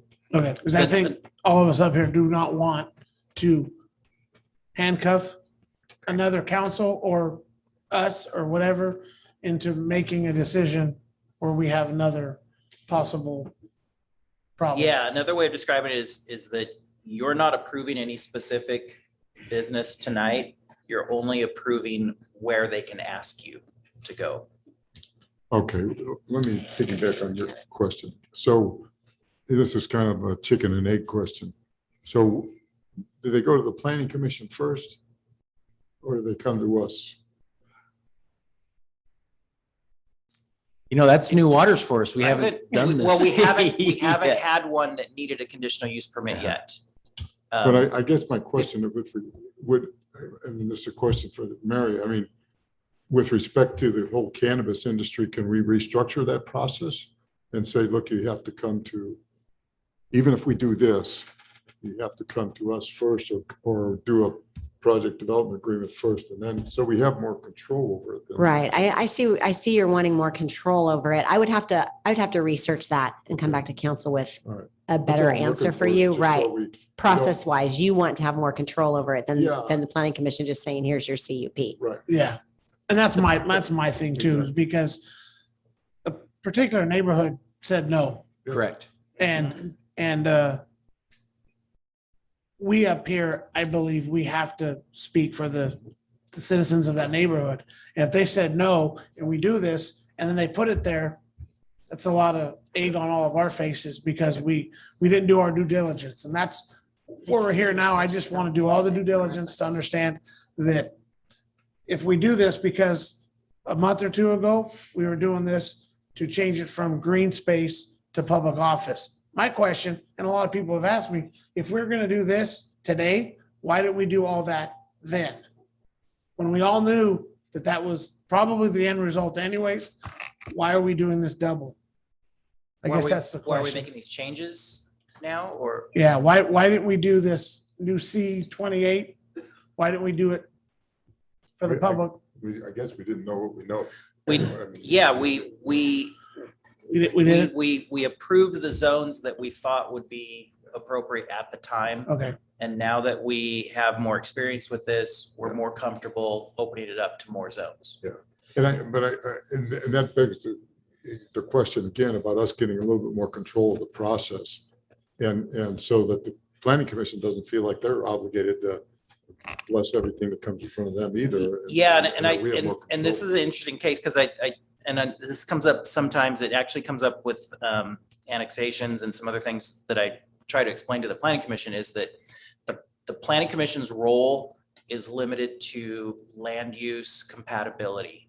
So is the use, whatever the use is it compatible with the surrounding neighborhood? So they put conditions on things like you need a fence, you need extra trees, you need to move your driveway, things like that. Fiscal issues, they don't deal with that. So the project development agreement, that's where you come in and say, this is a good deal for the city, or it's not a good deal for the city. The planning commission doesn't deal with the fiscal issues. You deal with that. You can also deal with the land use issues, and if the public's upset, they will make you deal with them. But that's where there's a difference between planning commission and council. And part of this council is because, and this isn't specific for that corner, because as of right now, I have no cannabis companies or the developer of this land talk to me about any cannabis at that site. We put the CUP in though, because to another check and a balance. I mean, we heard loud and clear they didn't want it, and the process works. We have public hearings to get the public input for the council and the PDAs and stuff. So, and we're selective in where we want to put things. Would I ever think you'd get a manufacturing or distribution facility on 19th and a half and Cedar? No, and I don't think we'd bring that to you guys for an approval. It's not in the best interest to not be wanted in your community, and the businesses coming in here want to be wanted. They don't want to, upset the apple cart. And like, for instance, that whole area north of the college is right now legally zoned for cannabis, wide open. You can do whatever you want. It's light industrial, it's a permitted use. But the landowner, one won't sell the cannabis, and the city's not even shopping that land for cannabis because it's upwind of the college. And so it's not only up to me, the developer, or the private landowners, but council gets to say, ultimately too, the police chief can kill anything if he feels it's a detriment to our. So this is just another check. If we wanted to pull a fast one, to be honest with you, if people are wondering, we would have made that a permitted use and not a conditional use permit. Because then it would just be a permitted use, PDA, and you're done. When I look at what we're doing and how we've moved the cannabis industry in terms of where its current location is in terms of the industry, not necessarily the retail end of it, but that seems to make a lot of sense in terms of where we've located things. Yeah, and I'll kind of add to what Nathan said about the PO zone and the conditional use permit. The one of the uses in there is testing. I mean, I could see, a testing facility to me feels like an office. So that, I'm not prejudging any uses that might come before us in the future, but that seems like it might be compatible. We might be able to work something out and make it work. A manufacturing facility in a PO zone, that's gonna be a lot harder. We have to see what they're actually proposing before we'd recommend approval of that. So that's the whole reason why you have conditional use permits in the zoning ordinance, so that you can make a judgment based on what they're proposing, because For example, we're working on a conditional use permit for a bar. One bar doesn't look like another bar. You have to look at the details of what they're proposing.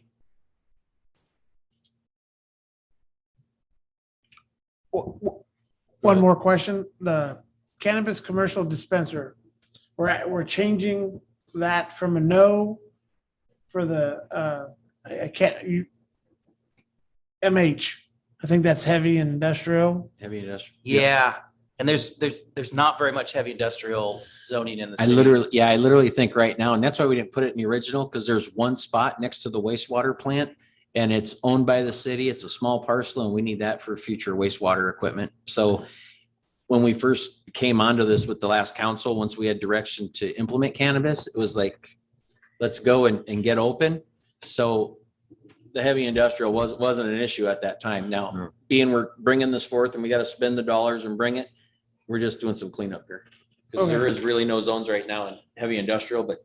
And we can't as the have city grows, another, it may eventually. we can't have another dispensary anyways, correct? Because our, No, so Licenses doesn't currently we allow- allow one dispensary for every 12,000 residents. So a third wouldn't be considered until we hit a population of 36,000. And honestly, it's council's call, but I don't see a need to ever bring in a third dispensary. We're doing fine with the two we have. Yeah.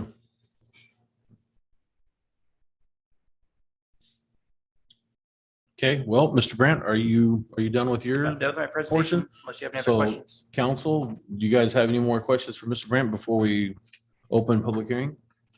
No?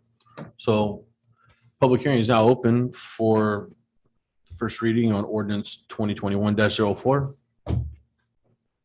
Seeing none? Still seeing none? None back there in the corner? No? Okay. So, all right, well, let's bring it back.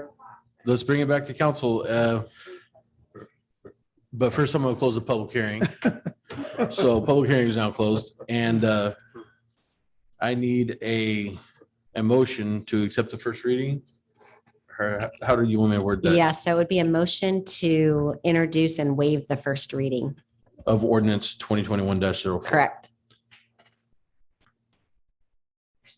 So move. So that's your motion, Mr. Gornick. Okay, have a motion by Mr. Gornick. We need a second. Second. Mrs. Matthews. So, Mr. Gornick, Aye. Mrs. Matthews, Aye. Mr. Orth, no, Mr. Cheney. No. How about I? So we will go ahead and have another reading or a second reading, I guess. That's, yep. Come back on Thank consent. Okay, so 4-3, public hearing, project development agreement and cannabis regulatory permit between the city of Lemoore and Flavor Fusion LLC. And I guess I can go ahead and read 4-4 also, public hearing for the project development agreement and cannabis regulatory permit between the city of Lemoore and Hold My Beer LLC. Mr. Right, Olson? so staff is actually asking that council continue these two matters to the July 6th meeting, so you wouldn't even need to open it up to the public if council's so inclined to do that. Okay. So, You need a motion to do that? Yeah. Yes. So move. okay, Second. so Mr. Gornick, Aye. Mrs. Matthews, Aye. Mr. Orth, the motion is to move it to the next meeting. aye. Mr. Cheney. Aye. I vote aye as well. So 4-3 and 4-4 will move to the next meeting. That brings us to new business. Oh, yay. 5-1. Oh, yes. Call all these at the same time. Oh, wow. Never mind. Hold on. So we're gonna do all these in one shot. Yeah. So new business, 5-1, report and recommendation. Memorandum of understanding with General Association of Service of Gas beginning July 1, 21 through June 30th, 22. 5-2, report recommendation memorandum of understanding with Lemoore Police Officers Association beginning July 1, 21 through June 30th, 22. And 5-3, report recommendation memorandum of understanding with Lemoore Police Sergeants Bargaining Unit beginning July 1, 21 through June 30th, 22. 5-4, report recommendation memorandum of understanding with Police Professional Service Bargaining Unit beginning July 1, 21 through June 30th, 22. And 5-5, report and recommendation resolution 2021-1 approving changes with benefits for the unrepresented employees of the city. Mrs. Spear. Good evening again, Mayor and council members. So as you are aware, we have been in negotiations with the bargaining units of the city since about March of this year, March 21. So this evening, we have tentative agreement from all of the bargaining units for a single year MOU. And I'm going to just highlight the changes and I will tell you which ones are slightly different. So all of them are a 1-year MOU with an increase to the healthcare cap for the 2022 covered plan year. It'll increase from 1625 to 1710. There's also 6 hours of a facility rental free during the duration of the MOU. So 6 total hours. And because we are having some budget issues, we were trying to provide opportunities for our benefits to our employees that weren't necessarily entirely monetary.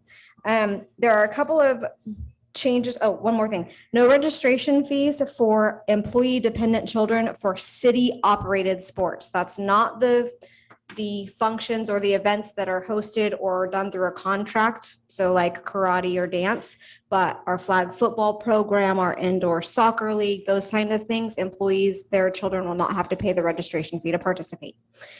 With that said, the gas MOU is going to include increasing of vacation accruals of 8 hours per year per category. And the MOU under the vacation section, it says how much they are allowed to accrue. That increased by 8 hours. And then we also did an addition of an alternative work schedule that included a Sunday through a Thursday, and then it's a 9 and a 4-hour schedule. So in their MOU, there are alternative work schedules that are pre-approved. So that way the department can flex schedules or change schedules as needed for operational needs. And the unrepresented group and gas will continue to receive 40 hours of float a year. So with the PD bargaining units, the LPOA, which is your Police Officers Association, they are going to receive 48 hours of float with the option to cash out 30 hours during the fiscal year. Then you have the Sergeants Union will get 48 hours of float with the option to cash out all 48 hours. And then lastly, you have the Police Professionals Bargaining Unit, which will receive 48 hours of float with the option to cash out 20.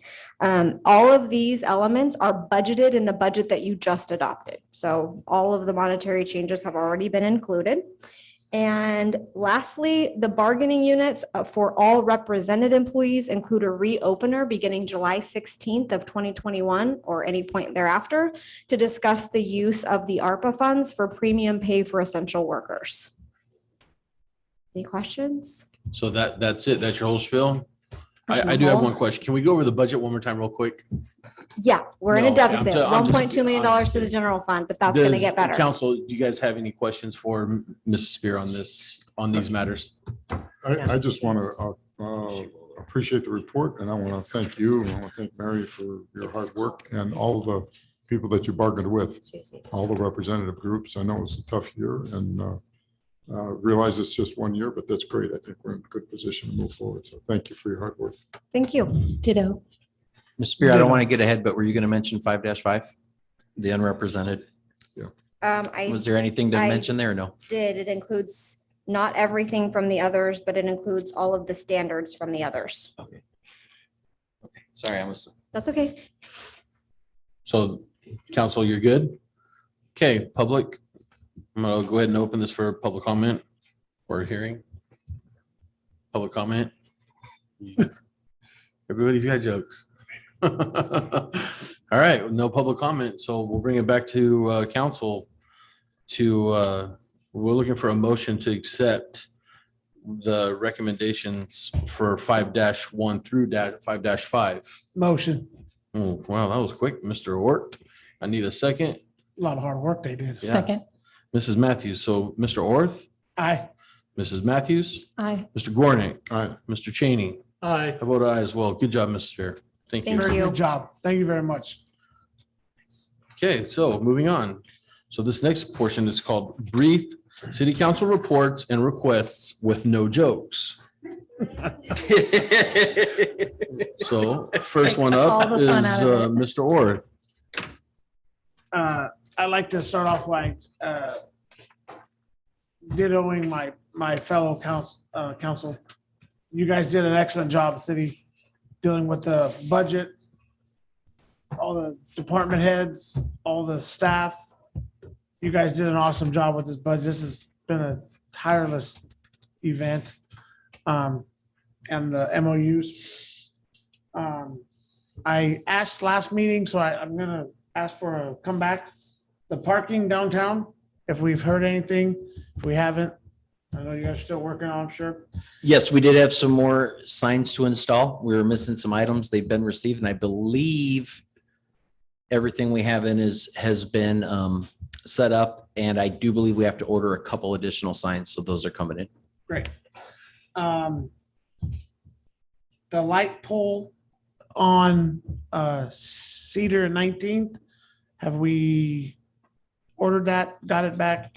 What's the time frame we looking at for that light pole and the stop lights and the stop signs? I'll have to get with, I'd have to look at the lead times on the items. I know they've all been ordered. Okay. I just don't know when they're gonna show up. Okay. And the one last question is, do we have a homeless person's ordinance? And if we do, can we review it at council? And if we don't, can we look at adopting one? As long as council gives us direction to do that. So I got one.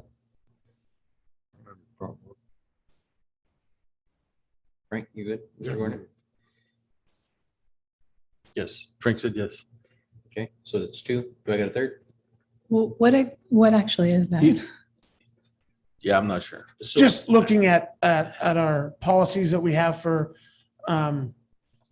where the homeless can stay, or what they can do to help them if they need help, or if they're bothering businesses, or But, I mean, what we can do. that's not homeless, but I mean, we have loitering and other ordinances on the books, don't we? I mean, I'll take care of those kind of issues.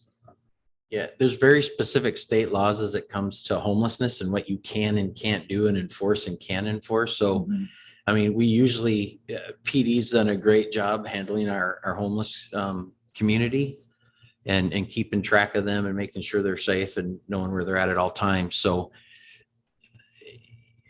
I guess I don't know if I understand the full nature of, I mean, we can have a discussion about it and then see where that takes us, I would think. So maybe we'll do it on a study session. Yeah, for that's future basically just consideration. a study session of, what it's come to my attention that there's a couple of them that are not listening to the landowners of where they're at, and they're using the restroom out in the open, and it's trying to figure out how we can either help them or just look at that. So the business owners downtown are not cleaning up after these, and then scaring away customers. And I mean, that's just that process. Maybe I spoke wrong, but it's look at how we can help our downtown merchants with the homeless in the downtown area. Okay. That's what Yeah, I'm pretty sure urinating and defecating in public is not legal, whether you're homeless or have a house. So, Yeah. So that's probably something that we'd have to get a call on right away. But yeah. Okay. Okay, Mr. Gornick. Yeah, picking up on 19th and Cedar, that house that's there, that's got plywood instead of garage doors. What's the deal? It's on its fourth bank transfer. So Soledad Perez has been all over it. She let me know the other day that she got in touch with the new bank and they have authorized the repairs to the garage door and the landscape on the outside. So she just told me that less than a week and a half ago. So I assume within the next month or two, we should probably see something done there. It was either yesterday or today. I saw someone in the yard doing yard Maybe work they at the started place. today then. Haven't been by there today. Oh, okay, good. All right. But yeah, it's been real- addressed by real the eyesore, CSO. yeah, right, okay. Let's see, I had one other thing. Oh, yeah, the swimming pool issue, okay? With respect to, we have a city pool located at the high school that nobody has access to. I will, So- I will schedule a meeting in the near future with So we the can high have a school. study session on it, take a look at it. I think that might be a problem. Yeah, and I think for the study session, I'll invite somebody from LHS Okay. to come as well. Mr. Gornick, is that it? That's it. Okay, Mr. Cheney. I went to the, it was a 1-year anniversary event at Lemoore Tire and Auto. They're changing their service around, providing more of a, I guess, more of a service. There's also a business, it's called The Hype. It's up at 1209 North Lemoore Avenue. And Pasta Fresh has opened. So these are 3 great businesses. I've, like I said, I attended the anniversary event. I've also been to the Hype, and I would recommend that anybody go to those businesses and patronize them. It's good to see businesses opening in Lemoore. Obviously, businesses are what keeps our city going, and good to see them businesses opening. I also want to thank Michelle for some work that I think nobody wants to do. I know I don't want to do. Not that I would even be able to do it. So I just want to say great job, and you make what we do a little easier because you are so dedicated to what you do. So that's all I have. Mrs. Matthews. So for the sake of time, Oh my God. I won't repeat everything that the gentleman next to me have said, but I agree wholeheartedly with everything that they had said, as well as far as businesses, city staff has been doing a great job. Also to piggyback on Miss Elise with the Rock in the Arbor this Friday. Lots of stuff happening in Lemoore, lots of businesses coming in. So the only things that I have really outside of that is one question I had is the LLMP and the PFMD zones. I was trying to look online to find a map of what those are because I don't know what they are. So if somebody could point me in that direction. Yeah, I'll show you. I can show you. Okay. yeah. They're on the Lemoore.com website. I tried looking everywhere. It's probably operator error, but. No, pull it. And then another thing, I was wondering if I've been to other cities downtown where during certain holidays or events or what have you, they do have flags downtown. If we could look into what that might cost and if that could come out of a fund that has money already. If we can look into that, because I think it just adds a lot to downtown. And with that, I'm done. Thank you, Ms. Matthews. Nathan, you had something to say? I had a quick go back when I should announce that they have canceled this Friday's Rock in the Arbor due to heat. So that's a good thing it's then. being pushed. So this Friday, there won't be anybody down there due to the, I think you're expecting 113 degrees. So they're going to shoot for the Friday after. So this Friday's been canceled. And then we did receive a non-competitive Prop $68 for some shade structures to go at one of our parks. But that was the non-competitive side of the Prop 68 grant. So I misspoke earlier and Ms. Spear corrected me via text. Thank you. So we did receive, I think, $180,000 for some shade structures that'll go up in fiscal year 22. But as far as the competitive side, we did not receive any money. Okay, that was it. Thank you. Can I back to me real quick? Sorry. You brought up something that I was gonna, sorry, I'll be quick.